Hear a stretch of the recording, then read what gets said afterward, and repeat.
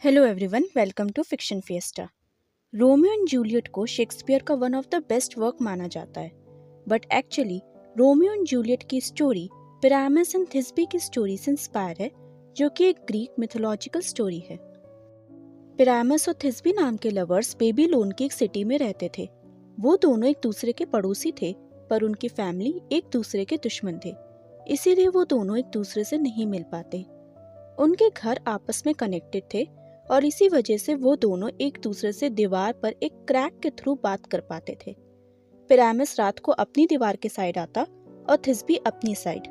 वो दोनों एक दूसरे से पूरे दिन की बात करते। एक दिन दोनों ने डिसाइड किया कि वो अपने अपने घरों से दूर चले जाएंगे और सुकून से किसी दूसरे शहर में रहेंगे। उन दोनों ने प्लान बनाया कि कुछ दिन बाद शाम को वो उस मलबरी ट्री के पास मिलेंगे जो किंग नीनस की कब्र के पास है। फिर एक दिन दोनों प्लान के अकॉर्डिंग शाम होते ही अपने अपने घरों से निकले। थिस्बी तय समय पर मलबेरी ट्री के पास आ गई। वो जगह बहुत सुनसान थी। तभी अचानक थिस्बी को कदमों की आवाज आई। जब उसने पीछे मुड़कर देखा तो एक शेरनी खून से लथपथ उसके पीछे खड़ी थी। थिस्बी वहां से तुरंत भागी, पर भागते वक्त उसका शॉल नीचे गिर गया। थिस्बी अपनी जान बचाकर दूर भागी और एक पेड़ के ऊपर चढ़कर बैठ गई। शेरनी ने अभी अभी शिकार किया था और वो पानी पीने नदी के पास आई थी। पानी पीने के बाद वो थिस्बी के कपड़े के पास बैठकर उससे खेलने लगी और उसके पंजों में लगा खून कपड़े पर भी लग गया। कुछ देर बाद शेरनी वहां से चली गई। बाद में जब पिरामिस वहां आया तो उसे थिस्बी का खून वाला शॉल दिखा। उसे लगा कि थिस्बी को किसी जंगली जानवर ने मार दिया है। उसे बहुत दुख हुआ और वो रोने लगा कि उसके लेट आने की वजह से ही थिस्बी के ऊपर हमला हुआ। अगर वो जल्दी आया होता तो वो थिस्बी को बचा लेता। उसने कहा कि अब वो जिंदा नहीं रह सकता और वो यहीं पर ही मर जाएगा। पिरामिस ने अपनी तलवार निकाली और अपनी जान ले ली। वहीं थिस्बी थोड़ी देर बाद पेड़ पर से उतरी, क्योंकि उसने शेरनी को उसके पेड़ के पास से गुजरते हुए देख लिया था।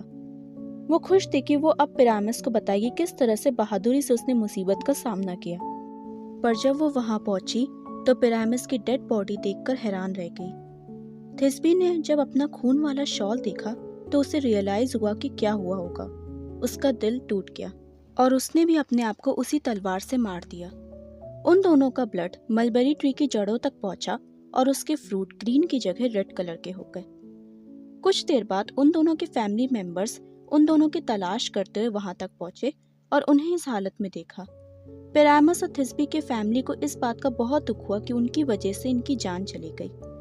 उनके फैमिली मेंबर्स ने उन दोनों के फाइनल राइट्स उसी जगह पर किए और उनका टुम्ब भी वहीं पर बनाया।